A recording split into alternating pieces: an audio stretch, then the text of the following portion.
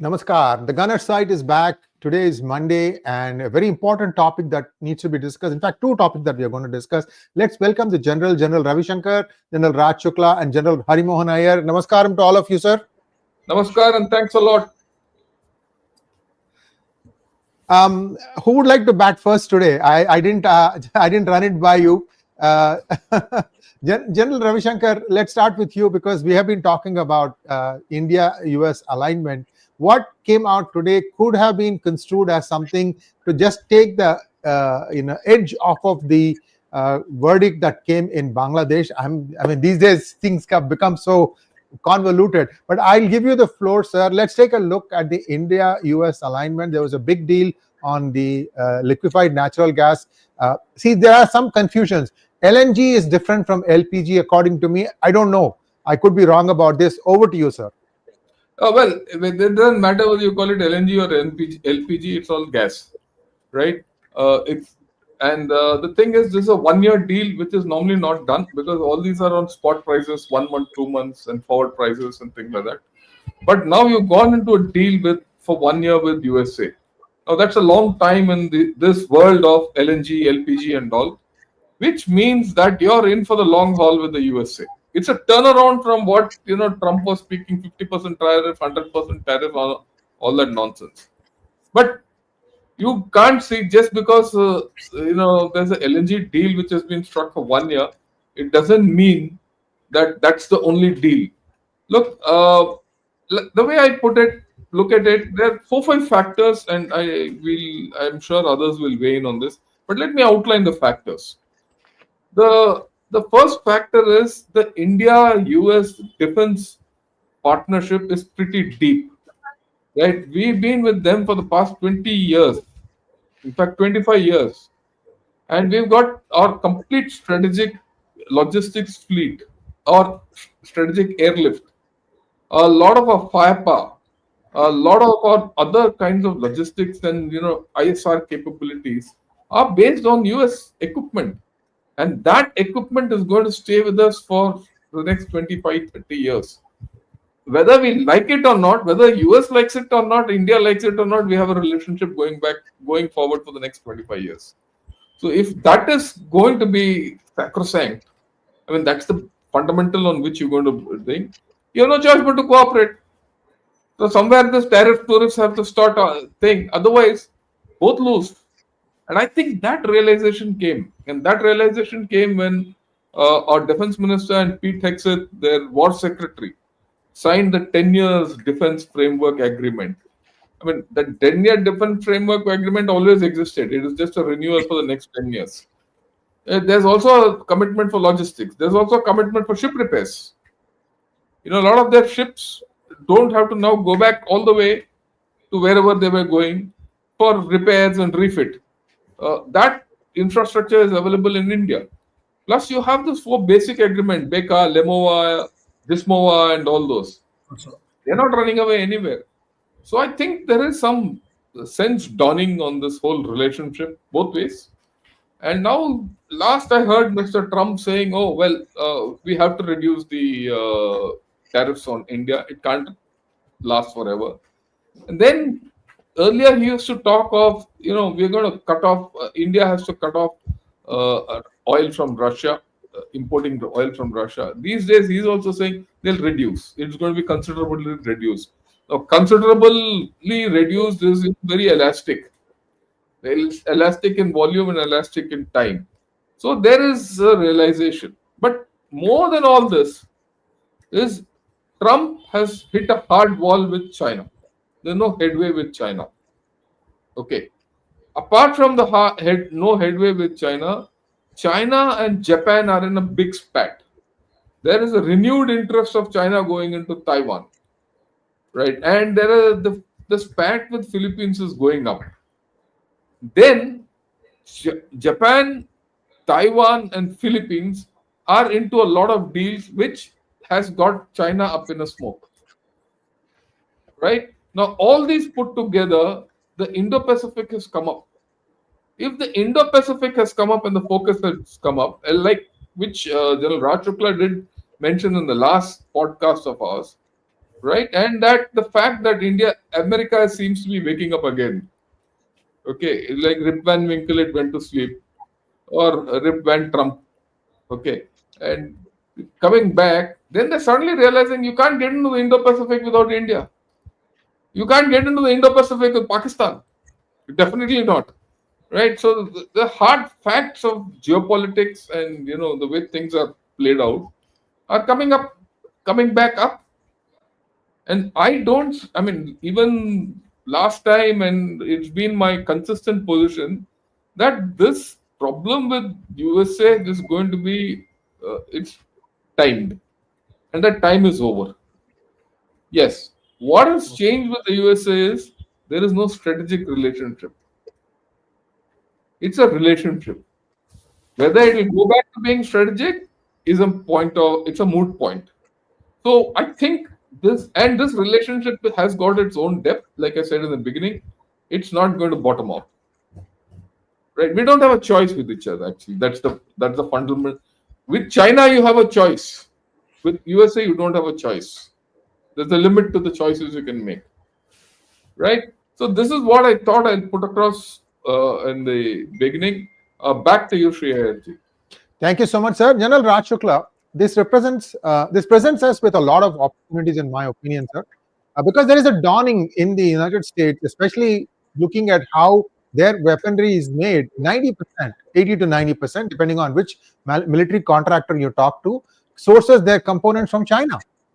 So they may be able to, if there's a full blown war against China, 15-20 days is all US will be able to last. After that, they don't have any more. The pipeline is going to get stuck. That's one of the challenges that they have. On the other hand, India has proved itself more than sufficiently that it is a responsible power, whether it is politically or militarily. India is a very responsible power. So I foresee closer ties between India and United States, especially from a defense point of view. Uh, your thoughts, sir? You've been studying this area, especially the Indo-Pacific, for a long time. I'd like you to weigh in. How deep do you see this is going to go? So let's do some plain speaking today on the Indo-US relationship. I, for quite some time, have been absolutely gung-ho on the Indo-US relationship, purely from the Indian point of view, because I don't see any alternative. So, post February 2025, when the weather began to go bad, I somehow did not see any change in the long-term climate. I think that is what General Shankar also was alluding to. What do I mean by that? It is in both, as India, plots its rise, we have no choice but to lean on the Americans if we have to balance China. And the Americans have no choice but to lean on India if they have to balance China. But this coming together of the Indo-US relationship has many metrics. There is the size of our market, what we buy from them, trade, tariffs, and a whole lot of other issues. But the central point, I mean, what should we reach the grand bargain around or about? My own view is that there has to be give and take. India is also, not entirely innocent. We have been very protectionist. If you ask me frankly, our tariffs have been high. So in this give and take, uh, I will leave it to the specialists. We may have to give something on agriculture, uh, do some of this energy stuff. But the grand bargain is what we get from the Americans in terms of technology. Because those really cutting edge technologies, we have no other source but the Americans. And let me tell you, in both the countries, there is a huge anti US lobby amongst Indians, which will lie low for a while and surface when things go wrong. And that's exactly what happened when things went wrong with President Trump. And there is this lobby in America, I presume represented by the likes of Lutnick and Besnet, those who think that India is not fair. India puts a lot of conditions. India does a lot of moralizing, strategic autonomy, this, that, and the other. Both have a point. Perhaps India does too much of this moralizing strategic autonomy, this, that, and the other. And the Americans are too transactional. You speak to some of the senior service chiefs and army officers, they'll tell you that despite our buying so many of these platforms from the Americans, when it comes to, in-country programming, use of their weapon systems, they attach a whole lot of conditions, which makes it very difficult for us to, use this kind of equipment. Let me just give you an example. I heard it anecdotally, though say we take F-35s from the Americans. Say, I don't think we have been talking about it at this point.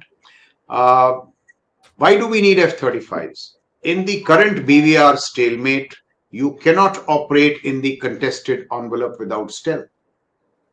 I think everybody knows that. What are our options for stealth? Su-57 from the Russians, F-35s from the Americans. The Su-57s, for some strange reason, have not performed in Ukraine. So our only option is the F-35. But if our relationship was on a sound track, I think we would have got the F-35s by now. But because of this moralizing, and the fact that the F-35 needs weekly software updates, and the Americans will say, if you have the S-400, we can't give you these F-35s. It is these things that come in the way of an expanding Indo-US relationship. So the grand bargain, in my view, is that we make some concessions on agriculture, this, that, trade, tariff, but we must get high-end technologies from America, not in the technology transfer mode, but in the joint development, because we have no other option. Let me also say this, and I would love General Shankar and General Harimohan to respond. While the Russians have been good friends, they've given us a whole lot of stuff. The Russians have resourced the rise of the PLA in the first phase and continue to do so, giving the Chinese high-end technologies, fixed generation aircraft, quieter submarines, this, that, and the other, which they don't give to us. So even when it comes to choosing between this best friend Russia and the Americans in terms of technology, I think the only hope is the Americans. And the final point I'd like to make is this, that India does not want America's treasure. We will shed our own blood. The only thing we need from you is technology. And the Americans must somehow realize that a technologically enabled India, a technologically enabled Indian military is in the American self-interest. So every time this question, why should we give you, you will have to give it to us because you have the edge. In technology, it is asymmetry. But 25 years of the relationship have proved that it suits both the countries well when they align. And I entirely agree with General Shankar that if we can display the same statesmanship, both India and US, if they stay together, we will balance China far better off. In any case, I don't see any other option. Thank you so much, sir. General Harimohan Iyer, I would like you to weigh in. So one harsh truth that is emerging is that India still, even it says that it's the number 2 cell phone manufacturer for the world, there's a lot of import content that is coming in from China. Just like, US finds itself in the same situation as far as its military components is concerned. Somewhere we have to start doing these things from ground up inside India itself. That could perhaps make it even easier for some of these things to be manufactured under license or whatever in India. Your thoughts, sir? Good evening, and thanks for having me on the show. I totally agree with you, but we can't go to step number 5 right directly. Possibly we are. That's why I said 1, 2, 3. So you have to climb the ladder, progressively. So I'm sure as the way technology keeps flowing into India, all these things will happen. The first thing is imbibing technology and absorbing technology. These are two very important aspects. You have to firstly understand how technology works, and then you'll have to play along with the technology. We are years behind as far as technology is concerned, like General Shankar said. And like General Shukla said, I agree, we have no other option. Because the Russians never give you technology, by the way, they give you equipment. Whereas we have a scope of getting some technology, and I'm not just looking at weapons. We have to look at a wider arc of things. I have a different take on what has happened in the last 2 days. Please understand, 14th November, I call it a red letter day. Because before 14th November, there was a question mark on whether this government will survive 5 years. Bihar was very important. And what has happened on 14 November is now we have ensured that this government is the most stable government now. It's as good or as bad as what it was in the second term in terms of stability. Put the same shoe on the American side. The way the Democrats are rising and the way the numbers are falling on the other side, there's a problem. So if you go back to, let's say, the month of May, when the Indo-US relations started going downwards, US was a very strong state in the month of May. Trump was absolutely having everything on his side. I don't think the same was true with Modi. But come 14th of November, things have changed. Now possibly you are dealing with a government which is stable and which is going to survive. So there is no other alternative but to deal with it. So that is one aspect which many people have not looked into. And that is why this kind of deals and tariffs going down. Second, the FTA, we had a debate also, that day they said it's around the corner, by end of October it will be signed. Like General Shukla says, we are very strong in our stand of agriculture and dairy products. And America doesn't want to sign an FTA which is compromising their stand as far as these two areas are concerned. So in the GAB, they have put tariffs. There have a lot of, I will say, economical blackmail. In that scenario, when you look at what has happened now, it is backtracking from both ends. The tariffs, if we say tariffs are not hurting, we are also lying. Tariffs are hurting. So there is some back channel negotiations. We have said we buy LNG. How the Americans take it? Will it have consequential taken on the reduction in penalty tariffs, which are still in vogue as I stand today? Those 25% for buying Russian oil still stays. So till a time a statement comes that 25% is no longer applicable, that problem still stays. So we have made a little change, and I look at it as possibly a little more positive swing from India. And it will have, as I look at it, the FTA will get broken up into 3 or 4 small, parts. So you will not have a full-fledged FTA coming up very soon. And the same line, I don't see tariffs also coming down accordingly everywhere. So there will be certain amount of relaxations of tariffs. And it will also end up in looking as to how the US views India as a strategic partner. Last 2 months have also shown the US that their capability of putting Pakistan against us and trying to force us into a degree of weakness has not worked. So they were trying to play that game that if you don't play ball, we'll put Pakistan in front. It doesn't work anymore, and that has possibly become absolutely clear. And like General Shankar says, when the Secretary of Defense comes and signs a 10-year renewal pact, a defense pact, these are signals that you may have shown interest in Pakistan, but as far as defense and strategy is concerned, you are still aligned with India. There was a question asked to Trump in one of the discussions as to how does he look at Quad. He didn't answer it. But the fact is, Quad is the only solution in the Indo-Pacific. And without India, there is no Quad. I think we discussed it last time, it will become a straight line. So until and unless you bring Indian Ocean into the game, it doesn't stand as an Indo-Pacific region.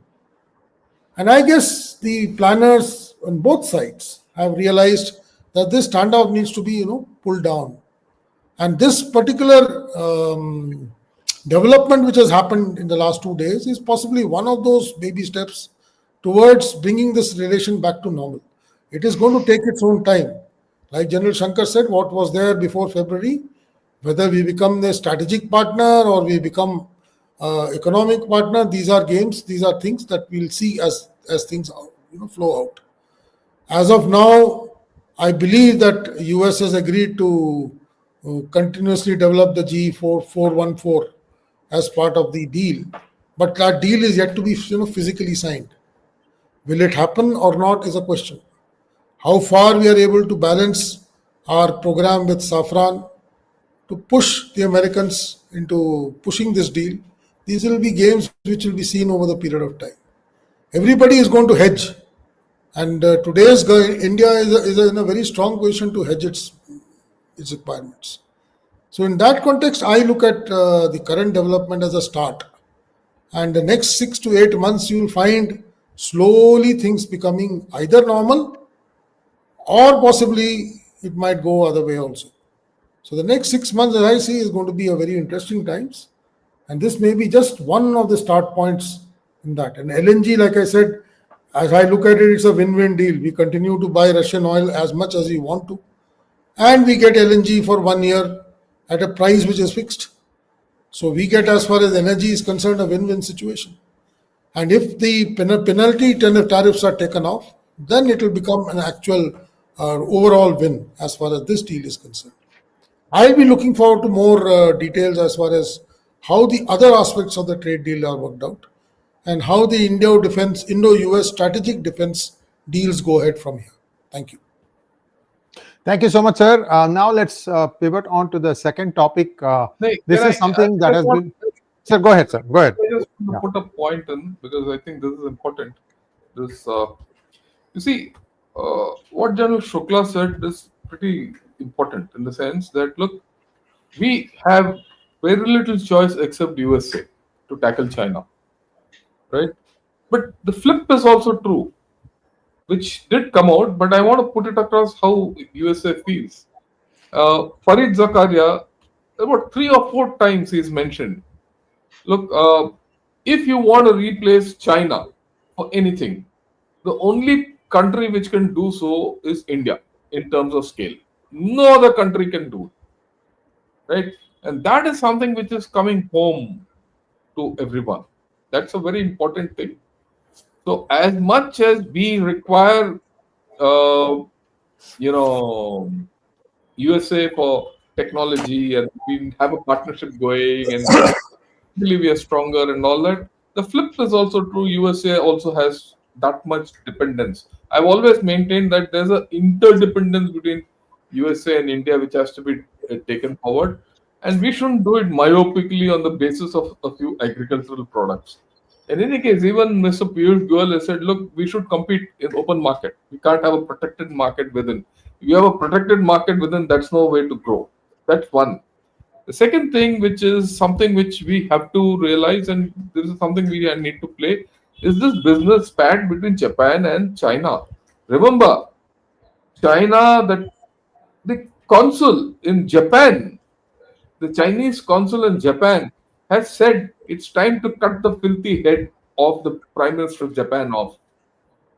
That is a pretty strong wolf warrior statement, and that has, up the ante with Japan. And Japan has said, we will help Taiwan, we will help Philippines.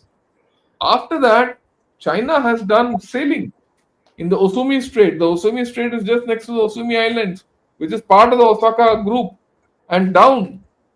And we also must understand that Yonaguni, which the closest island to Taiwan, is just 100 kilometers away. That's Japanese. So there is a complication which is coming up there. And USA can't afford to have India out of this equation. So far, USA has not reacted to it, but there might be a time soon where things might flip, because largely the Middle East has gone quiet. It's okay, Gaza mein hota rahega jo bhi hai. He'll twist, and Pakistan's tail to put the contingent down there. That's a later day story. But what's happening in Indo-Pacific? I find that many of us in India and this part, our own thinking, we're not looking at what's happening there. I just thought I'll put this across, which is very important. Thank you. Thank you so much, sir. Now let's take a quick look at what's happening in. Oh, please go ahead. Sorry, I missed you completely. Go ahead, sir. This Indo-US relationship is so important that now that we've set off the debate, I just want to make a couple of more points. One is, you see, India needs to get a little practical in the Indo-US relationship. While Indians in their one-to-one relationships are intensely practical, when it comes to foreign policy, we do a lot of grandstanding. I don't know for what reason. And therefore, there has to be with less of grandstanding. And here I want to make a couple of points. Look at what South Korea has done. Some $150 million investment in the shipbuilding industry in USA and trading off for 3 nuclear-powered submarines. Why can't we do that? Why can't Mr. Ambani be asked to invest $500 million in something which will do him good business also and trade off with something in defense? People have been suggesting that. What is $500 million from Mr. Ambani? It's nothing. So something like that which pleases Trump. Let me also raise this unpopular point. What is the harm in recommending him for a Nobel Prize if it pleases him so much? For these 7, 8 things, we can just say he did some mediation in the Indo-Pak conflict. When we know that these things, matter to him so much, and in any case, if you're not going to do it, Asim Munir is going to nominate him for a Nobel Prize. So might as well do it. So these are some of the issues I just wanted to raise. And the third is, this is an important point. This some days back, the Politico had an article on the intense fire that Bridge Colby was under. Bridge Colby is wanting to pivot into the Indo-Pacific. He should have great Indian backing, but we are just silent on it because the American pivot to the Indo-Pacific in the context of what Gen Shankar said, what's happening in Japan and other, we just don't even follow that. I don't think the Indian strategy community even knows that what is happening between Japan and China. So we can't link these things. We take it straight to whatever that agriculture and all that dairy products. Well, there is a world beyond dairy products here. So this is somehow the connect between trade and the strategic stuff, must be there. And two more quick points. See, the power of sabotage is so much that despite Mr. Hexes and Mr. Rajnath signing that 10-year framework, I can't think of anything very substantial which has come out of the Indo-US relationship. Endless moralizing, talking, Indus, trust, acronyms, nothing is coming out. So the people who argue for the Indo-US relationship want it to convert into products and deals. There is nothing to show. So we must really take stock of what's happened, in terms of all the promises that were made, because only once those begin to show in day-to-day life, business, commerce, those in the defense space, will we realize that the Indo-US relationship is so important to us. And the last point that I wish to make is the Americans must do their mathematics. It is simply bad mathematics to alienate 1.143 crore Indians for, I don't know what that is, 250 million odd Pakistanis. It is just bad mathematics. And the last point is, see, we've been talking so much about Quad. As long as we keep this lie on that Quad is about vaccines, it will never take off. Quad is about deterring China. Deterrence doesn't mean that you have to do it through deploying force. There are many ways of deterring China short of force. But to say that Quad is about vaccines is idiotic. That's why it doesn't generate traction. So these are some of the points in all humility I wanted to make with regard to the Indo-US relationship. Thank you so much, sir. Let's get to the second topic, Bangladesh. And this has been brewing for a while. In fact, riots have been happening for a while. And the way this is going, how can an unelected government sentence its former prime minister to death?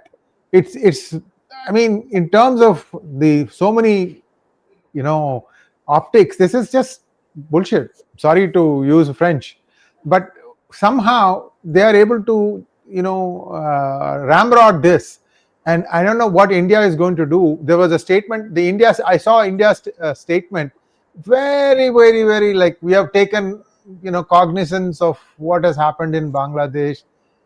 I don't know, maybe that's diplomatically saying something and doing something else. How do you see this whole thing evolving, General Ravi Shankar? This looks like trouble is coming to us rather than even without doing anything, India is getting into more and more trouble. Look, what's happening in Bangladesh, I don't think we should get troubled by it. That's the way I look at it. What is happening in Bangladesh, if you see, there are too many fissures in Bangladesh. There's this Yunus, he came, a lot of things happened. A lot of things have unhappened also. The army has not listened to whatever Yunus and his Razakars, I'll put it that way, have said. Right? There is a thing, they have not made headway about it. What Yunus wanted to do with Chinese have not responded. Yeah, Pakistan will jump into anyone's bed. It's like a whore. So I have no problem with Pakistan. Let them do what they want. But within, if you see the Bangladesh politics, the two biggest parties in Bangladesh, Bangladesh National Party and Awami League, are back in action. And they are not convinced about whatever Yunus is doing. Right? And in the past 15-20 days, there's trouble on the streets in Bangladesh. There is an internal three-way problem in Bangladesh. In fact, I will say four-way problem. Three major parties and the army. The army is playing its own hand. Right? The Jamaat-e-Islami and all the student parties and all one group, a BNP one group, the Awami League has come back. I mean, we must remember, Awami League in Bangladesh is the biggest group. After all, it held power for so long. It's been in the thick of politics ever since their independence. Just because a few chaps came on the street and drove Sheikh Hasina away, Awami League has not died. It's coming back. It's reviving. So all that is there. Plus, there's pressure on Yunus for holding elections. We don't know how the elections will go. And if you see, the election commission in Bangladesh has said, we want this to be fair elections. So that fellow is already taking a line which is different.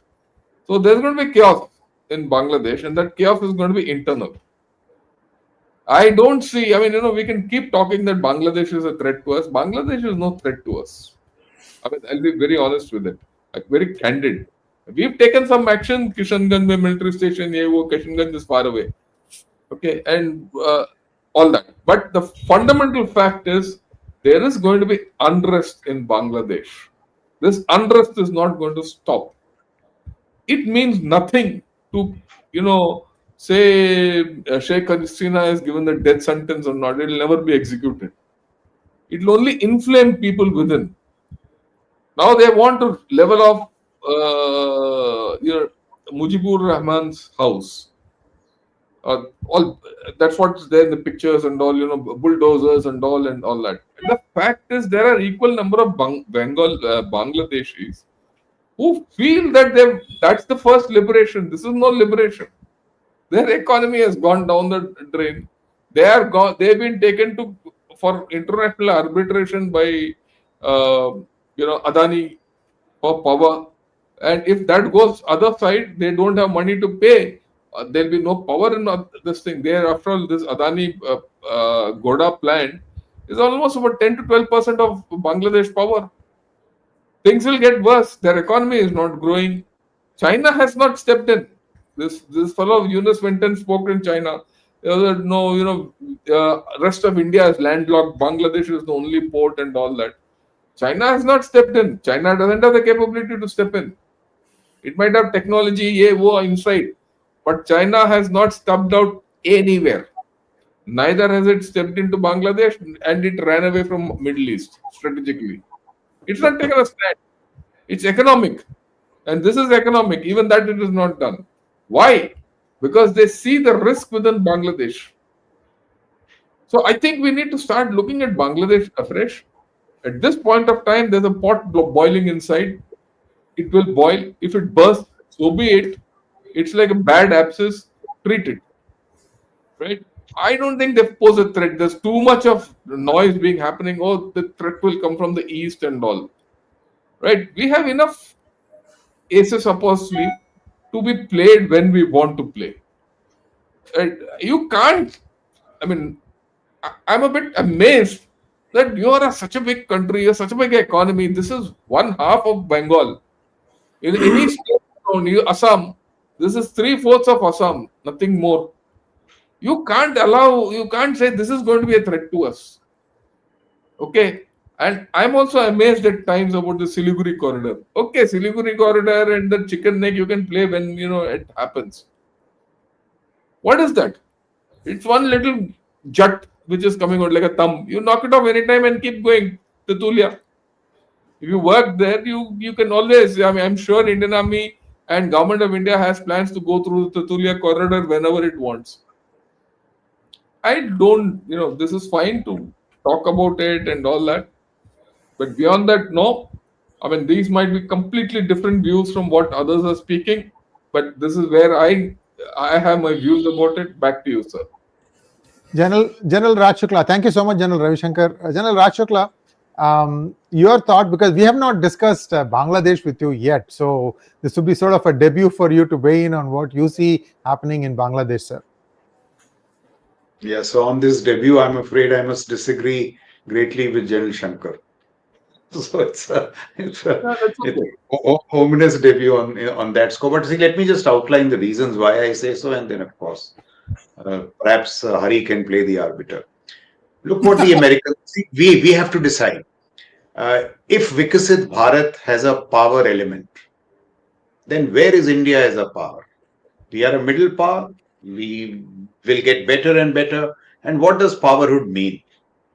The Americans have declared that Venezuelan cartel as a terrorist organization and have said Maduro, as the head of that cartel, is a terrorist. So that paves the legalities for them to take care of Maduro and the terrorist cartel. In a similar vein, is Jamaat a terrorist organization? And is Yunus the head of a terrorist organization? Now, today we may not have the power to do this kind of stuff. But if this is a future goal, we must start working towards it. Now, how do we work towards it? Can we allow the penetration of our immediate neighborhood by China in the manner that it has done? I mean, I'm not saying it is a threat in that sense. It is this gradual penetration of our neighborhood which we are allowing. Why should 65 to 70% of the Bangladesh military inventory be Chinese? Why should Yunus talk of the landlockedness of Northeast states? Why should he be offering Lal Monerhat to the Chinese? Because we allow him to do that. So we have to decide that if we are going to be a power of that kind, which is what? That we will not allow inimical forces in our neighborhood. This American pullback to the Western Hemisphere is also because they realized that while they were bothering about the whole world and Indo-Pacific, Central and South America was being penetrated by the Chinese. So they are saying, let's pull back and make sure the Chinese don't come here. So that is so how do you do it now? This business of DIA and theater commands, years back, one person who had put it lucidly was Mr. Subramaniam, the father of Mr. Jayashankar. He had told the Indian military that please wake up from your obsession with the LAC, and start looking beyond. Meet the threats beyond before they come to your borders. In that sense, he created the DIA. The DIA was supposed to be the int guy doing all this stuff around us and not leaving it solely to raw. But what did we do with the DIA? For a strange set of reasons, we have told him you just confine yourself to Kashmir and a little bit of diplomacy here and there. This is not. DIA was supposed to shape it. And the theater commanders were supposed to be created so that they helped the DIA in shaping this. So the DIA, the theater commanders, and the Indian military were supposed to actively intervene in the chaos in Bangladesh and Myanmar. The manner in which they should intervene cannot be discussed on television. But we have to decide that are we going to build our power in this sense. I am a big advocate of doing this because as we become third largest economy and get closer to that, people should not, in our neighborhood, should not dare to do all this kind of stuff. And one last point I want to make about Pakistan. What has happened in this Al Falah University tells you that they are creating a Jaish module right in your capital. So if you don't have this kind of stuff, this is what they'll end up doing. We should have the Jaish on our targets. We should build the capacities to take out Masood Azhar. And all those other, Jaish is as big a threat as Hamas. So I'm saying in this sense, we must build military capacities to intervene if required beyond our neighborhood. And of course, under political control. So there are only options. But those options can only be exercised if you have the capacities. In that sense, I'm saying our eastern horizons also are a cause for concern. The chaos in Myanmar and Bangladesh, not that they will come and do something to us, but they should not dare to do anything inimical from their own territories. Because that is what India is as a power. So that's the way, I look at it. And one last point I'm making, and I request both General Shankar and General Iyer to consider this. Our eastern borders are pretty vulnerable. They need to be fenced. They need to be patrolled. And might be a very unpopular thing to say, but I think we need some 10 to 15 RR battalions at this point to do something on our northeast borders, or we'll have the situation what we have along the line of control to our west. It is actually a threat. You speak to Bangladesh scholars, Myanmar scholars, they will tell you what's happening, what the Chinese are doing in Myanmar, what they are doing in Bangladesh. It is very active interference, which is a little distinct from what the diplomacy does. So these are some thoughts on the chaos to our east. General Harimohan Iyer, would you like to respond to General Raj Shukla? And if you, I'll give you a chance, General Ravi Shankar, after General Iyer says it. Thank you. Firstly, when a tribunal was set up, the end result was well known. Yes. So this Preordained. to say it's a shocker, it never shocked me. I was watching this movie Nuremberg last week, and right from the start of the movie, we knew what the end of the movie is going to be. So whenever such tribunals come up in scenarios like this, the end results are known. So when a tribunal was set up, that she is going to be permanently taken out of the game is very clear. So what is going to happen now is they're going to bargain with her that you don't come back and you continue to go in exile or whatever. That kind of a bargain will happen. Whether she stays in India or elsewhere, these are questions which possibly too early to speculate. But that having said, Sheikh Hasina's absence in Bangladesh is a huge loss for us. So that in that context, I don't agree with General Shankar. When Sheikh Hasina was in power in Bangladesh, at least that portion of our borders, to a large extent, we were very comfortable with. The last 9-10 months, we are not so sure about it. I don't know whether we need an Assam rifle increase or an RR kind of a scenario, but that border is, I will say, volatile, if I'm not live. And it can become live anytime. And it will become an irritant to us. It may not be a kind of a major military threat, but it will be an irritant which is best avoided. So in that context, I will like to keep Bangladesh in my focus. And if you say the way Modi started his journey, he wanted to strengthen SARC. In his first Oath when he taking. was about to take oath, his first thing was he said, I want to revive SARC. 10 years down the line, see where he is today.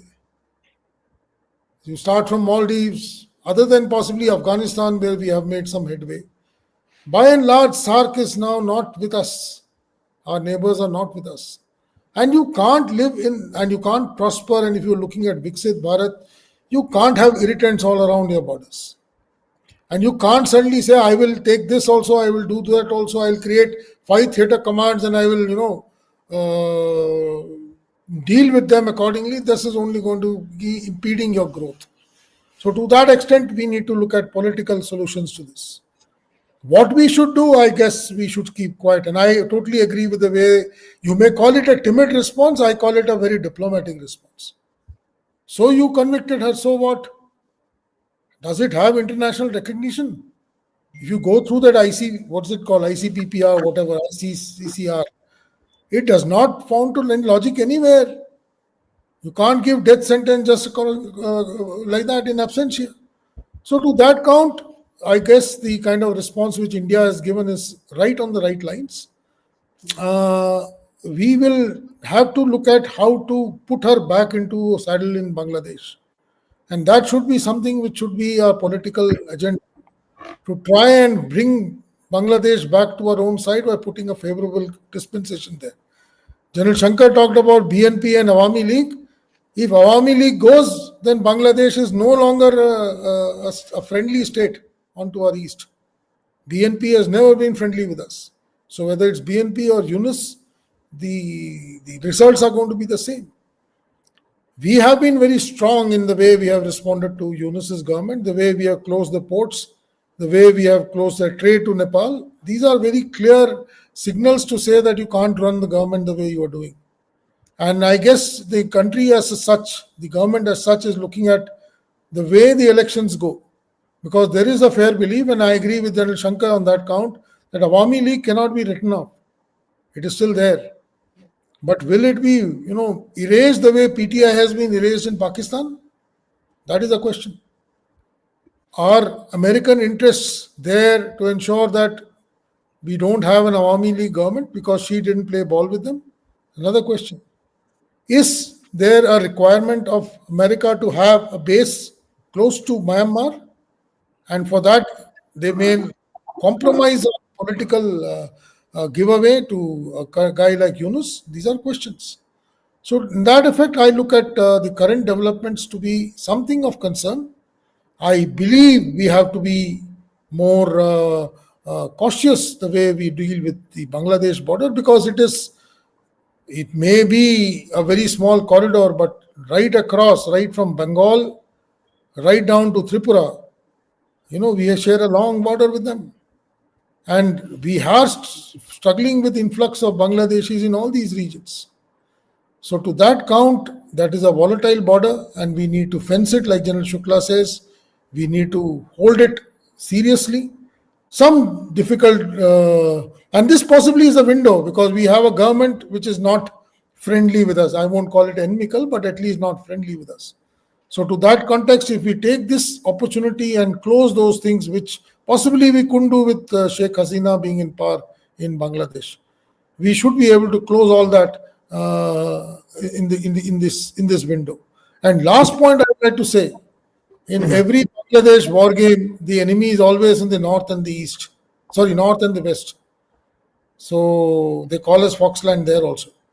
So they don't treat us as friends. They do treat us as adversaries to some levels. In that context, it is nothing wrong to say that the concern should be there. As far as the current development is concerned, I don't agree with you to say that we gave a timid response.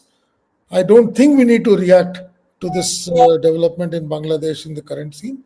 There are many other agencies in the world which will pull Yunus down for having done what he has done. Thank you. Thank you so much, sir. A lot of stuff that has been coming down to the pipeline. I'm sorry, General Shankar, I forgot to give you the floor. Over to you, sir. Sorry. Yeah, look, I think both General Hari and Raj Shukla have probably, taken me for what, for misunderstood a part of what I wanted to say. I'm not worried. I'm making a point. I'm not worried about Bangladesh. That doesn't mean I don't do anything about Bangladesh. They're two different things. You have to understand that, look, it's very nice to say I want a dispensation in Bangladesh which suits me. Look at the history of Bangladesh. You'll never been able to do that barring this 10 years with Sheikh Hasina.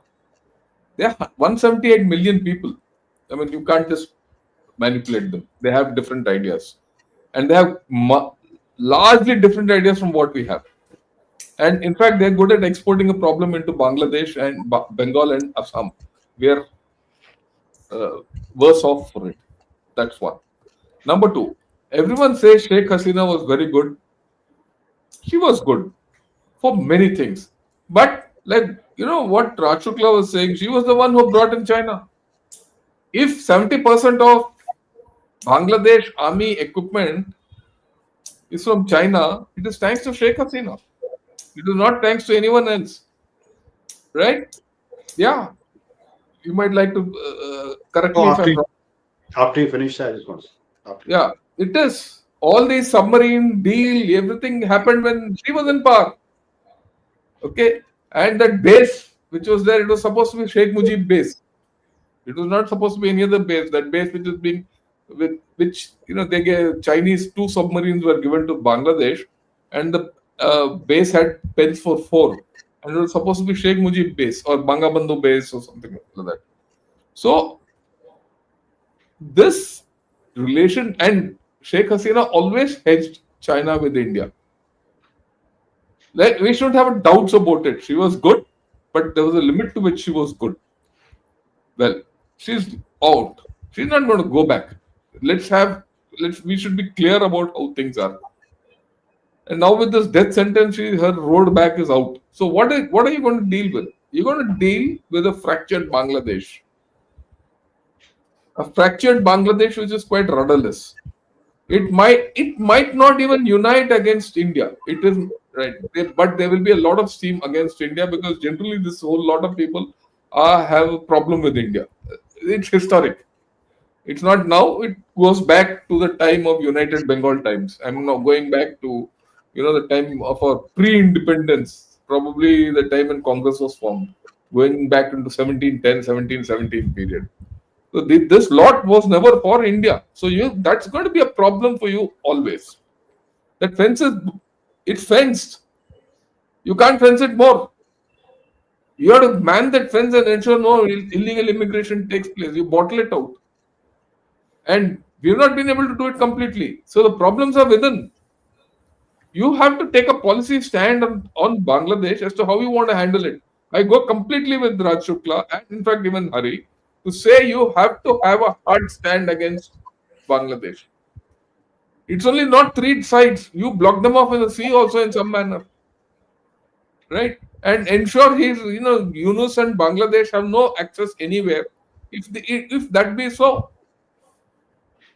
if Maduro being dealt the way he is being dealt by USA has a huge problem because they have only access from the sea, nothing else, no land access. Here you have access all four sides. You just battle him off, but it takes a hard action, right? And part of the bottling off, you already fenced off. So that's the thing. You come to Myanmar. Myanmar is the kettle is completely different. The tea is different. The fire is different there. Right? You can't fence that border.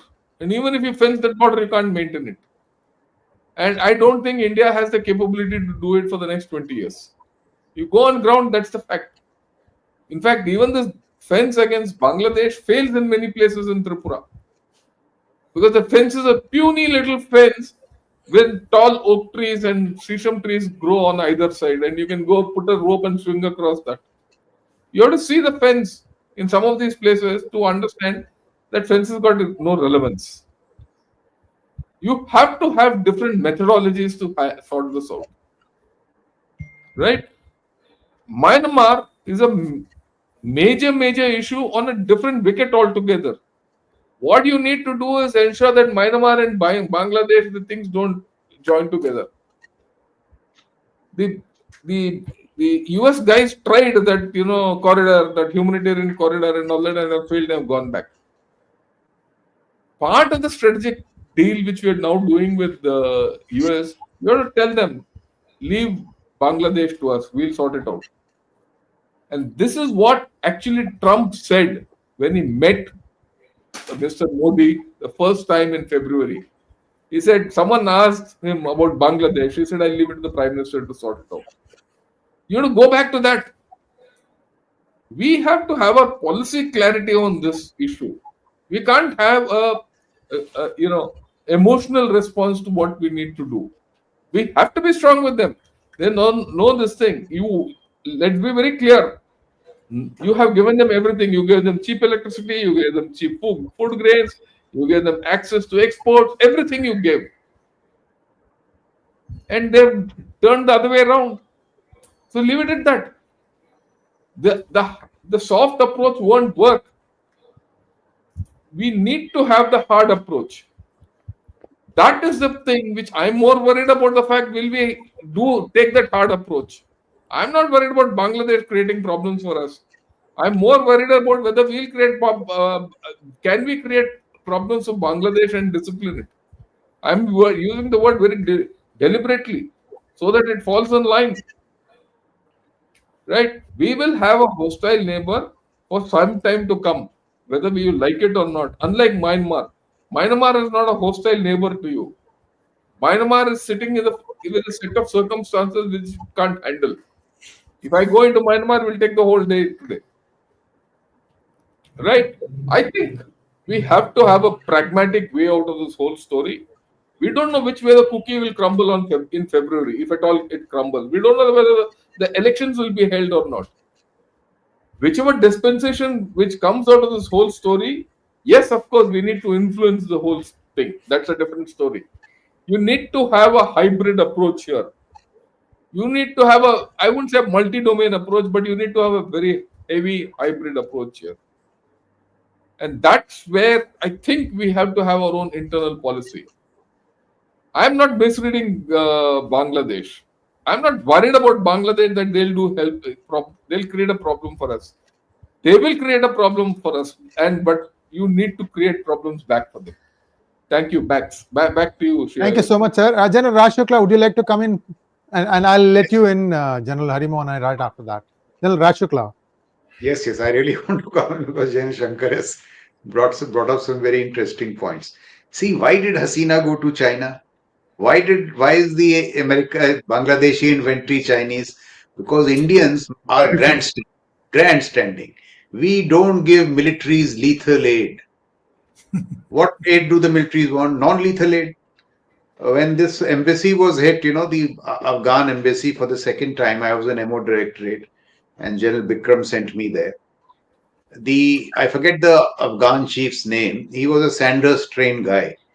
He told me, I have seen many people like you. If you have come to give me a moral lecture on non-lethal aid, let's wind up this discussion. We'll have dinner in the evening and you go back tomorrow. And he gave me we've been telling the Sri Lankans when they wanted aid, we said non-lethal aid. Afghanistan, when they want, the Afghan chief told me, we are a proud military. I have tanks, I have guns all lined up. All I'm asking for is spares. What did we offer him? Uniforms. So once we created Bangladesh, we should have made sure that China doesn't even get the chance to offer them military equipment. We could have done so much. So that's my point. Of course, Hasina is to blame. And see, what did the Chinese do? This we must see. Chinese they made Hasina balance the two. And when Hasina needed the Chinese the most, when these agitations were taking place, when she goes to Beijing, she's snubbed. She's snubbed, and the message comes back to Yunus and his people. Now's the time you flare it up. So, for these very reasons, we should be far more, shall we say, magnanimous in military terms with those in our neighborhood. What happened to the Nepalese? At the height of that Naxal problem that they had, they asked us for arms. We again gave them this non-lethal aid wali kahani. So we have to get over this, and if we made mistakes in the past, at least let's over them now. This business of can the border be fenced? Sir, it needs to be fenced and patrolled. We are the only country which has these arguments that there are communities on both sides. So their aspirations have to be met. That's entirely legitimate. But in meeting those aspirations, drugs are pumped in, arms are pumped in, instabilities are pumped in. There is no country which is so negligent of holding its borders to account. That legal flows will take place, illegal flows cannot be allowed. The Jaish has links with the Rohingyas. The Jaish has links with Jamaat. At this point, a terror attack could be being plotted from the east.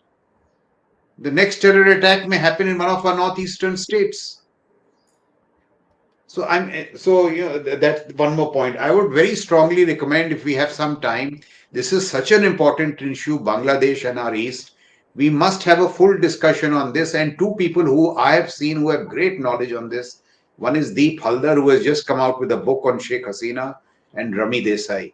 Please call them, because I don't know those details. They churn them out like this, and they will tell you what is going wrong, even in Myanmar. Myanmar, in all the chaos and the ethnic armed organizations, the Chinese are already in. And what are we still doing? Wait and watch. These are very standard terms in the Indian lexicon. If you are in the system, you know it. Wait and watch. मतलब wait and watch कि जब तक वो खतरा हमारे sir पे ना आ जाए, हम कुछ नहीं करेंगे. That battle of Panipat syndrome, or whatever it is called. Now, why I keep making these points is because we can do so much so better. We have the talent, we have everything if we just overcome these issues. One last point I want to make, unconnected, but just a thought came to my mind. Look at this from both the West and the East. If we are not careful, we will have Shariat to our West and Shariat to our East. And Turkey is also coming all the way. Turkey को और कोई जगह नहीं मिली, वहां से उठ के पाकिस्तान और बांग्लादेश में आके हरकत कर रहा है. क्यों? Because we are so tolerant. Look at the Muslim world. Even Saudi Arabia and the UAE now are distancing them from religion, distancing them from themselves from fundamentalism, distancing After creating all the trouble, after feeding all this stuff, now they are distancing. But at least changing. But the point I wanted to make, even if I'm wrong, and look at what's happening in the ASEAN. Major Muslim populations, but they are not creating any trouble there. The only place where we encourage the Muslim world to create trouble is across us, Shariat to our west, Shariat to our east. So we really have to be more proactive in this. Anyway, it's a very interesting discussion. Even if I'm wrong, I have no point. Some of these very good points have come. And we must, because I would strongly urge with General Shankar's consent, we discuss this. It's a very important issue with trouble brewing to our east. Yes, indeed, sir. And Ramit Desai ji is a regular on P Guru's channel. And definitely, I'll try to bring both of them and get a more deeper perspective about Myanmar and Bangladesh and the Northeast. General Harimohan Iyer, you had something to say, sir. Let me put it, I want to just put one little thing. I've had 4 tenures there. This area is, where I've earned my spurs. What happens on the other side of Myanmar, one can read very well even now. What's happening in Bangladesh, I can read. And we can have a discussion anytime on every aspect, including Chinese presence where they are. We'll have it next time. Anyway. Thank you, sir. General Harimohan Iyer. The point which I was trying to make is we can't sit on our hunches to say everything is hunky-dory. What General Shukla says, you have a policy which says we will not interfere anywhere, but we want everybody to be, happy with us. We will not help you, but you should not get helped by somebody else. I agree with him totally how China entered Bangladesh. A country which was created by us became inimical to us within 8 years of its existence. So what I wanted to say was Sheikh Hasina is the second chapter. When Mujib was killed and Zia took over first as a martial law administrator and then as a politician, followed by his wife, there was an extended period of time Bangladesh was alien to us. And we have possibly not learnt our lessons even after that. Last 10-15 years when we had a favorable dispensation there, did we do enough? Did we ensure that that nation is taken care of? That is a problem which we have to look at, and possibly, there are so many other things. Today, whether you like it or not, everybody talks about today influx of refugees all over. I won't call them refugees, I call them illegals who come possibly even today. Some work was happening in my house. I guess the people who worked there were people who came from there because they had names like that. And that is the kind of thing which is happening across India in our hinterland. So are we going to get fixated on that just because they have started coming in, we will now become inimical with them? Did we properly groom them or keep them in our thing? You see, the issue of Maldives comes out loud and clear. Maldives are turning around after a series of bad period because they realize the Chinese are not to be trusted. So are we creating enough confidence into Bangladesh to say that China is not the right place to go to? They are the people who are going to ditch you. Because China has not been anybody's friend anywhere. Let's be very clear. It has got its own interest to look at. The larger point is, as a nation, we need to look at what is our strategic, I won't call it depth, I will call it strategic interest. Sometime when General Shukla was one of my commanders and we did a war game, we were talking about, Horn of Africa, right up to Australia, the entire area we should be interested in.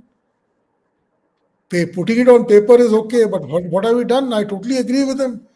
The DIA should have been looking well and beyond. Is he? No, he's not. Whether the Ministry of External Affairs allows the defense ministry to be part of these kind of developments? No, it doesn't. So we can't say that everything is hunky-dory and we'll put fence and we'll patrol and everything will be fine. Somewhere or the other we'll get drawn into a troubled area. And today I'm a little worried because, again, I said, like, I agree with General Shankar, they will not do. We are not worried about an offensive kind of a threat coming in from Bangladesh. But you can't afford to have irritant which is bordering 9 of your states. That is what is the reality today. Bangladesh borders 9 states. And if you add Bihar to it, which is just across, it's a 10th state. So in that kind of a scenario, today's development needs to be looked at, because I agree, that's the end of Sheikh Hasina. She is history. She will never go back to Bangladesh.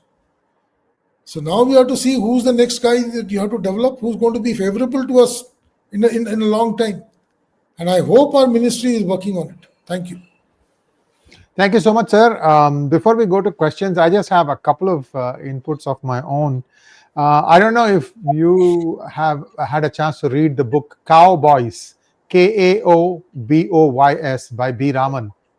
And he said, after India liberated Bangladesh, for some inexplicable reason, the RAW was completely pulled out.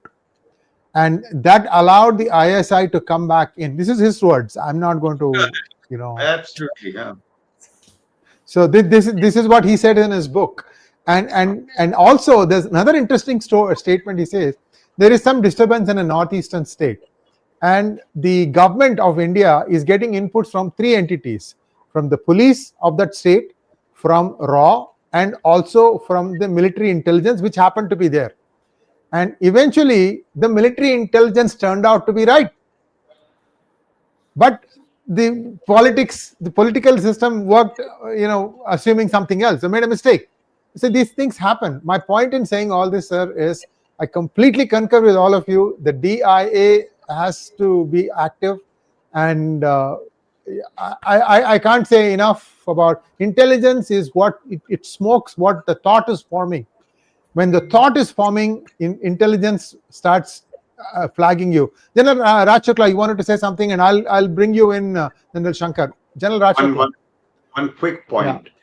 Yeah. You see, our whole approach to anything to do with military is minimalist. You just see Zelensky is going to buy 100 Rafale jets from France. What did we buy? 36. Look at our size. Look at his size. This is just one example which comes to mind. Military mein minimalist. This has to change. We need to invest in military intelligence, technology, all this kind of stuff in accordance with our strategic weight. And everything goes around this. So DIA की भी अभी जरूरत नहीं है. Rafales भी थोड़े से कम ले लो. All that. When our threats are just leaping ahead of us. So we have to revisit this whole business. Wait and watch कि chaos होता रहेगा, और जब तक all this non-lethal aid, I don't know how they have got into our lexicons. We seriously need to pull them out, or pull out of them. General Harimohan Iyer, you wanted to say something, sir? Totally with General Raj Shukla. You can't have a nation which is starved for its own resources. He wanted us to help Bangladesh with equipment. With what? Our own army is not adequately stocked. So what can we give them from our kitty? And what I learned from the Americans was, if they make 10, and if they need 10, they make 100. So they keep 10 for themselves and make the money out of the 90, they send it out. So we can't be minimalistic in these kind of things. We have to look big. And there's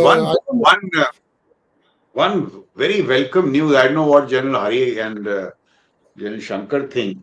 This Adani's ammunition base, or whatever entity which is coming up in the UP corridor, entirely 4.0, robotics, ammunition, missiles, R&D at one place, ability to scale up through robotics.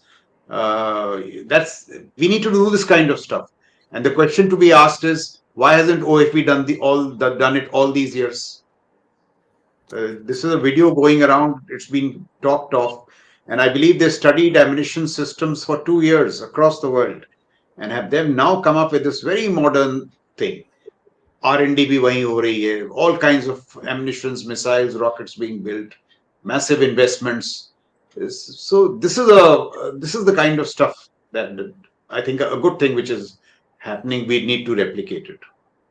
Yeah. Yeah. Can we go to questions now, sir? Is anybody wanting to? Let me answer a few issues which have come up. What General Raj Shukla says about what Adani is doing, is welcome and it's good. I have no doubt about it.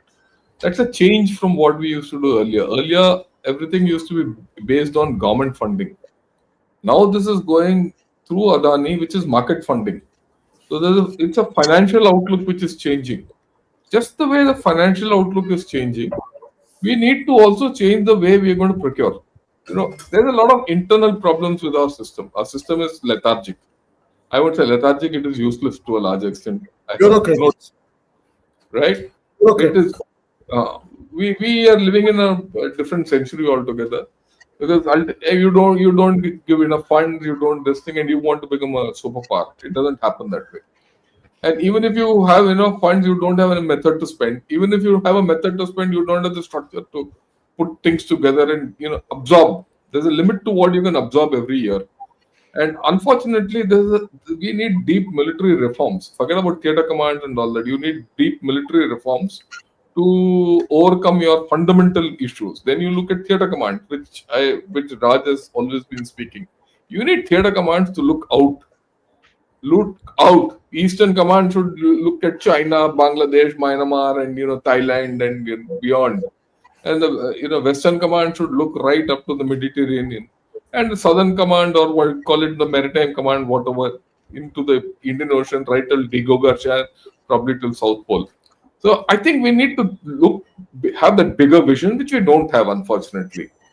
I mean, we should have, we don't have. We need to accept what we are. So you are in the present with Bangladesh. You have to deal with Bangladesh in the present. You can't say, look, we didn't do it earlier. We didn't do it. As simple as that. How do you deal with 180 million people? How do you deal with a set of people who kill their own liberator within 2 years of his coming in? And how do you deal with a set of people who kill that fellow also in a period of time? How do you deal with the people who, the third rung of leadership which came up, that Jatiya Party, H.M. Hussain and all, they threw him in jail. And then the fourth lot, the Bangladesh National Party, they also put in jail. Look, if you look at Bangladesh politics and the way they have evolved, they are self-destructing at every point of time. They are at one stage. There's the sixth cycle of self-destruction they are in. Only the past 10 years with Sheikh Hasina, they were in something. So we are in for the long haul here. Right? I agree with both the generals to say that we need to do something radical. Again, I qualify. Does it worry me? It worries me in one, but what can they do? So you have to take that hard stance. That hard stance is political. Unless you take that hard political stance against Bangladesh, you're not going to get peace in the Northeast. And containing Bangladesh is critical to peace in the Northeast. That's one. The next part of the story is the way Northeast is laid out is not because, or the problems of the Northeast is not because of problems of the Northeast. It is because of problems of politics of India. And I've said this many times. You have to look at your internal politics for what the state of Northeast, Manipur is. In fact, Manipur is the problem. Right? And if you know Manipur, this is an instigated problem. So it's a layered kind of a thing. Today we've spoken on one part of the story, but I think there are far more layers. Maybe next week we can talk of the Northeast only, and talk of Myanmar and this and that, and I'm okay for it. Thank you. Thank you, sir. Shall we go for question? General Raj Shukla. Okay, so every time I want to keep quiet, General Shankar is very interesting. See, what can we do transformation and what can we do incremental? Just recently, the British have come out with their strategic defense review last week. What are the features of that review?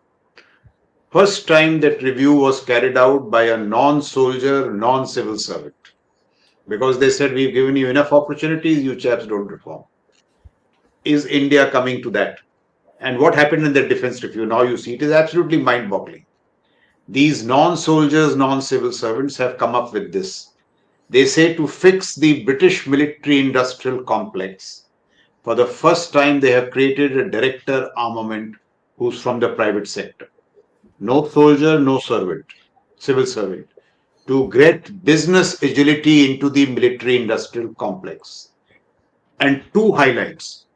You know, the current defense secretary is a wonderful person. I'm told he's doing something on DPP, DPM. Would he seriously consider this? Yeah, They he's said, only do everything on DPP, DPM for the past 20 years. Yeah, nothing else. no, exactly. So I'm coming to that only. Please listen to this, sir. Look, Please that's listen to a this. hard fact.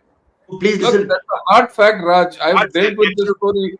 I've I know, dealt but with this story hands-on. Okay. so you just see what's coming. The committee which was reviewing it said you cannot amend DPP, DPM. Just tear it. So they tore it and wrote one thing afresh. I'm saying in our context, same thing. Not for this, read that, for that. Just tear it. And what is that fresh thing writing? Now, this will again be music to our collective ears. The first thing they said is that the metric of reward and accountability for civil servants will no longer be financial prudence, but be outcomes, lethality. Do we not need to do this? L1, Shell1 को सब हटाना है कि नहीं हटाना है? यार ये सब This is what करना we do. नहीं Now, करना this, ठीक है but one करेगा minute, just कौन one, है पॉलिटिक्स में? okay, one last point. Can I just make one point? यही मेरा point है कि देखो जो अमेरिकन्स कर रहे हैं हम नहीं कर सकते, जो ब्रिटिश कर रहे हैं हम नहीं कर सकते, चाइना तो ऑटोक्रेसी है, तो हम क्या करेंगे? अपना ही कुछ कर लो. So I'm saying there are transformation, there are great measures. Incremental क्या है? Incremental, we have stood by Hasina. We are still standing by Hasina. Could we have stood by her in more material terms when she was in trouble? Why did she have to run to China? And three, what are we doing to back Wakar Zaman, the army chief who is pro-India? Now, these are the issues, incremental, transformational. We have to think through them. These are the exact problems that they are there. So some things we are doing, some things we are not doing. And the last point I want to make for the kind consideration of General Shankar, politicians are at fault. They have been blamed for far too long. ये जो चीजें हैं DPP, DPM, ये तो bureaucracies ने करना है, civil, military, technological, administrative, financial. Why don't we do it? Why do we keep blaming the politician? ये तो हमारे हाथ में. You can't do it. It's not. Let's be very clear. It's not in your hands. It is very much in my hands. We don't even go and tell the politician that this is I required. don't agree with you. No, I don't agree with you. And I'm We can being very disagree. honest about it. We can Yeah. disagree. Fine. I'm just making the point Look, that tell at me- one point politician was to blame. For the last few years, he has become the convenient deflection. When we don't want to do agree. anything else, politician को blame. No, I don't agree with you on this at all. Please. Well, let's Gentlemen, let's not talk. You'll have a separate discussion, sir. We'll have separate. we'll have to, yeah. We can have a separate discussion on this. But the fact is, the only thing we've done in the past 20 years is amend DPPs and DPMs without outcome. That's what I'm making the same point. Taking the You same have to point. We've not done it. And Absolutely. it's not up to the army to do it. Look, you're Sir, talking about government. one minute. Not the army. One last point. No. One last point. I will sit with General Shankar. He will chair it, and we will amend the DPP in 30 days. You don't need an amendment. Yeah? I don't need to amend the DPP. I can rewrite it in 30 days. With You don't you, need sir. to. With No, you, no, sir. Raj, With you. Raj, please. If you have, look, you don't need to amend an DPP at all. You want procurement, you don't need to amend DPP. That is another point. I agree with you. I agree with you. You're dealing with someone who's done this. Okay. So we'll have a separate discussion on this. Yeah, let's have a separate discussion on this one. We have to go to questions now. We have a lot of questions. I'm sorry, gentlemen. I think let's go to the first question here. Divakar wants to know, now that Sheikh Hasina may be back in the saddle, should we be resigned to the torrents of hostile and belligerent illegals from Bangladesh? General Ravi Shankar. Look, let's be very clear. Sheikh Hasina won't be back in the saddle. Okay, she'll not go back to Bangladesh. We should be very clear about that. I think he's That's the missed, first he's thing. missed a knot. I think Huh? he's missed. I think he's missed a knot in the question because the rest of the question is talking about that only. Right? We cannot be resigned to torrents of hostile and belligerent illegals from Bangladesh. We need to take action. Am I bothered about that? No, I'm not bothered. I shouldn't be bothered. I should take action on it. It's time for very serious action on this whole story. And there is going to be tremendous instability coming out of Bangladesh, which you need to handle. Yeah. Next one, please. General Raj Shukla, this is for you, sir. With due respect, you spoke about creating deterrence against Pakistan after Operation Sindoor, but after Delhi and Srinagar blast, somehow we have not created enough deterrence. See, deterrence is not created over weekends. Deterrence takes long time. So I'm arguing for combat overmatch with Pakistan, which we invest in some capacities. It will take a while for that to happen. Till then, I mean, what we did in Sindoor, we have to expect a reaction. Whatever he has done in Delhi is a reaction to that. But do we have options? We have further options. Let him try. So I'm saying in that sense, but my idea of deterrence, or say with both the people, Pakistan and China, is this, that we can have combat overmatch with Pakistan so that 6-7 years from now, if we seriously build these capacities, he or the Jaish will not even think of doing what they are doing. There are a series of measures which we need to do, not because we love to do such things, but because we are in such a hostile neighborhood. And with China, we can create similar deterrence through what I call technological innovation, asymmetric deterrence. These things can be done, but they are not created over weekends. They take time. Next one, please. This is for General Harimohan Iyer. If Government of India can come together and create a product like UPI, what stops private sector IT from creating next FANG and AI in India? Can they stop labor arbitrage and focus on innovation? I am fully convinced that we have the capability to do anything. Possibly, we have the demographics, we have the brains. The only area where we lack is possibly in the vision. And that's what General Shukla has been saying. Somebody has to lay out a vision on which these things work. We are very good workers, but we are not very good visionaries. And that is somewhere we have to come to grip with the requirement. If we want to be a power to be counted in the world order, you can't be running the system as part of the passenger. You have to drive the system. And to that extent, we need a lot of changes. It will start from both the government, the people, and of course, the political stability. You can't have competitive instability in a nation and look at these kind of things happening. I am very certain that we can, if China can create deep seek, we can also create an AI platform. UPI is the best example for it. So very convinced on it that we can do much better than what we are doing today. Next question, this is for General Shukla. It seems that US government's outreach towards India and vice versa is tempered by long history of close business links between US Indian private interests. Your comments? See, before this, I just want to make one point. The very questions that they are coming out, the depth and nuance that they have, were not there in the past. So with this growing awareness amongst not only three military guys, but those who are watching the show, this will drive defense reforms. This depth and nuance was not there in the past. As far as the India-US outreach is concerned, I'm saying primarily they are strategic in nature. Acha, there is one more initiative which is afoot. It is to get business together. The logic is that even when there is, shall we say, governmental dissonance, can business come together? Here I am of the view that while business should come together, it must try and come together unless it is lubricated by governments. At least in the area of defense, it doesn't sustain. So private interests, why not? It should happen.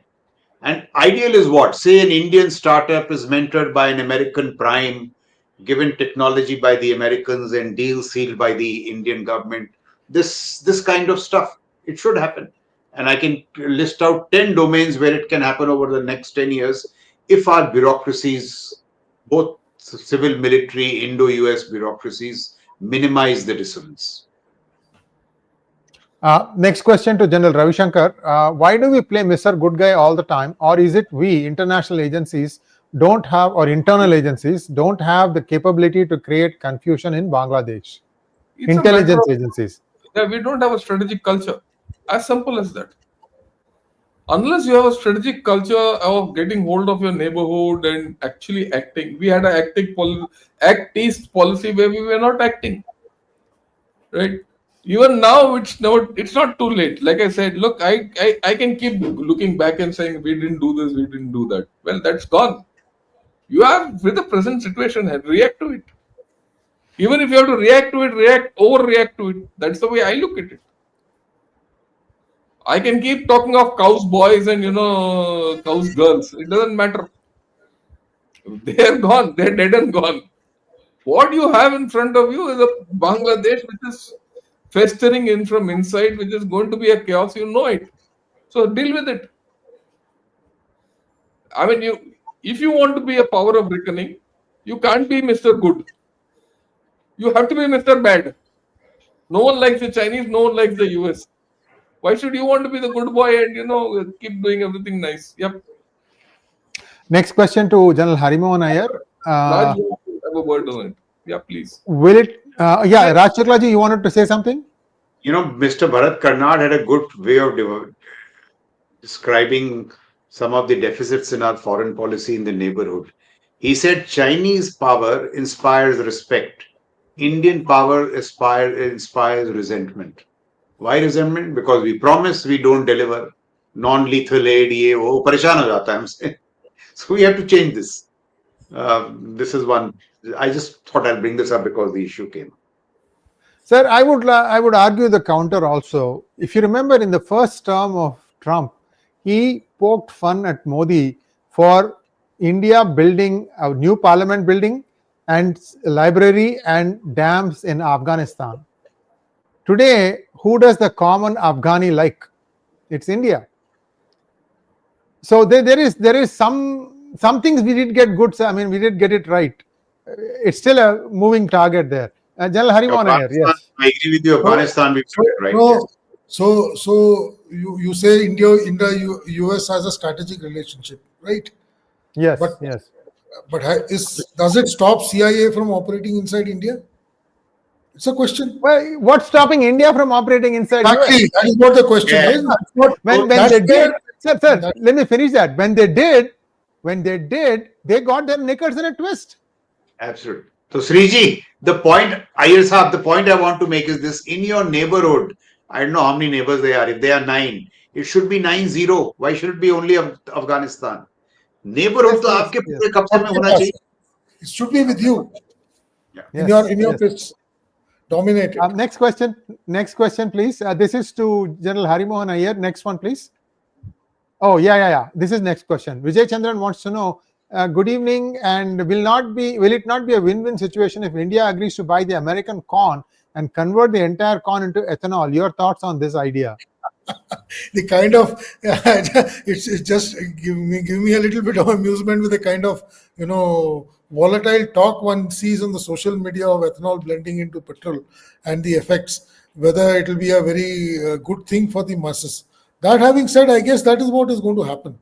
If you at all get into a deal with America to buy corn, it possibly will go into the ethanol basket, possibly generate more ethanol and some other wayside products.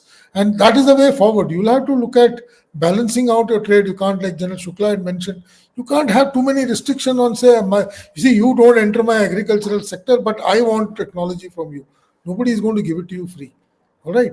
Neither do you have the money to buy, nor do you have the trade-off things to barter things to buy from. So if you want to grow, it has to be a two-way street. And I think this is a good suggestion. I guess somebody must be looking at it. I am sure ministers like Gadkari must be, wondering what will they do with so much of ethanol? How are they going to blend anything more than what they're already doing? Thank you, sir. And before we go to the next question, I'm reminded of an ad. Indian ads are among the best in the world, bar none. And there is one ad, I think it came 10, 15 years ago. So what happens is one of the ministers goes to Sriharikota and a rocket launch takes place. And the first question the minister asks his PA is, "Kitna deti hai?" So we are obsessed with how much we can get out of our vehicles. Ethanol is going to cut it down. It's going to be probably 80 to 85% of what the rated mileage you're going to get. So people need to adjust that. You're paying less, but you're also getting less. Just wanted to put that thought in everybody's mind. Let's go to the next question. This is, I think, General Ravi Shankar. Death sentence on Hasina without her being present in the Bangladesh court. Will Yunus let elections take place next year? We don't know. We don't know. We don't know whether he will be able to conduct the elections also. Look, Bangladesh is going into a highly uncertain zone. It's already been an uncertain zone for the past 1 year plus. It's going into an even worse situation. The only good thing of this situation is it's going to have so many internal problems it will not have time to look out. Yes. That's the point I'm trying to make. This is the best time for us to sort them out. And you sort them out at minimal levels, right? They don't have a choice. That's fractured completely. You study Bangladesh polity, they're completely fractured. And now they've been no one is supporting them except Pakistan. I mean, people talk of Turkey, all that. Paisa chahiye bhai, kahan hai? He's got nothing. Yeah. Next question to General Raj Shukla. Thank you so much, Vignesh Karthikeyan, for your generous grant. Sir, we are almost always by L1. Does this stop innovation? Buy cheap, buy twice. People are proud being called cheap. Thoughts? Shuklaji, where to get your book in USA? Unavailable in Amazon USA. No, my book is available on Amazon USA. I will just send the link to Sri Yes, sir. Iyer We'll ji. share it. We'll Very pin it much. for you. Absolutely. Yeah. So that gladdens my heart greatly if you're looking to buy my book. So kind of you. And the second issue is, see, L1 is a total disaster. We must just call it out. It is a pack of nonsense. We just have to call it out. The second point What is is a very L1, sir? For the uninitiated, what is L1? The cheaper vendor. L1 is that if there are two people with a product, choose the cheaper one. It started off well, but people have learned how to use L1 to do a whole lot of sabotage. It has become a ploy in the Indian system to sabotage good things from happening. The second point is a very pertinent one: regulation versus innovation. This is exactly India's challenge. I'll just give you one example to amplify this. There is a post in India called DGQA. It is a 3-star post. If I join one of the technical arms, I can be the DGQA, which is a 3-star post, quality assurance. And the mandate of the DGQA is to raise objections, regulate. It is the best job on earth. Every day I come and I raise 3 objections. Look what has happened in the case of the Americans in this Det 201 business. I think I spoke on your show a couple of shows back. 4 top technical guys inducted into the American military, and they are told by Secretary Hegseth that pick out the fluff in the American system. They pick out the Black Hawk helicopter, I think I said on your show, and they get the cost down from $144,000 to $3,000 through 3D printing and so on and so forth. Now look, in one example, you have innovation. You are told that if you take this product out, put a product in place and get the cost. Now that is innovation, even in regulation. DGQA has to do no innovation. He has to just keep finding fault with everything. In one of the combined commanders conferences, the Prime Minister told us, he said the Tata Group was complaining to him that they get the best steel from the world, certified from some place abroad, but they have to come and subject it to checks in India. Some agency in India will start regulating it. So in our case, regulation is rewarded. Innovation is not rewarded. So L1 has to stop. Regulation has to be surgically eradicated if innovation has to come. Next question, please. Babji Krishnan wants to know, sirs, will it be too bad for India to agree to the terms of US? After all, we are several years from becoming a developed nation and are surrounded by enemies. Let us follow Israel's example. General Harimohan Iyer. No, politically it will be difficult, if I was to use the word, because we have our own people to answer to, and we have a standing in the world. Israel, as I look at it, has got a different equation. And I guess it will be a very long discourse if one has to examine how Israel is linked to the Americans. Their basic umbilical cord lies in US. Doesn't happen with us. To that extent, I guess as we grow and as we become economically a stronger power, the difficulty to deal with a power like USA or, for that matter, even Japan will become that much more difficult. Because maybe in the yesteryears when we were not powerful enough, they were able to regulate us with whatever it was. We were also willing to accept whatever was given to us. It may not be true today, and it will definitely not be true tomorrow. So it's be very difficult for a nation like India to accept all American terms. There has to be negotiations. Yes, we may have to yield more because we are not equals. That is something which people who are into the negotiation thing must know, where to say that yes, this is beneficial for the growth of the nation, and therefore possibly in these areas we'll yield today, possibly wait for the time when we'll become more stronger and then take a stronger stand in those things. And like General Shukla mentioned, technology is one area where there is no reason for us to not yield. We have to yield because we are technologically not strong enough as it stands. So there has to be a balanced approach, and I think that is how the trade negotiations are happening today. I personally feel it will take, some people say 2-3 years, I think it will take more. It will be negotiated in bits and parts. It will not be a wholesome trade deal as many are expecting. Thank you so much. And I'll have to go. Kindly excuse me. The other questions yeah. can be taken. Thank you, sir. Thank you so much. Thank you. And that brings us to a close of today's program. And what a session it was. And we're going to have more such fruitful sessions in the future. Please do like, subscribe, and share this video wherever you are watching it. And once again, thank you, generals. And we'll see you very soon next Monday.